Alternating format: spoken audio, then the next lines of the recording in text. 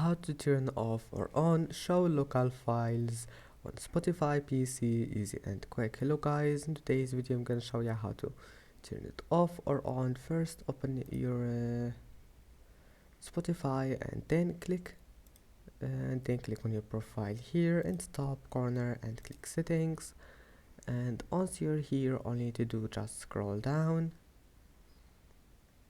and here we'll find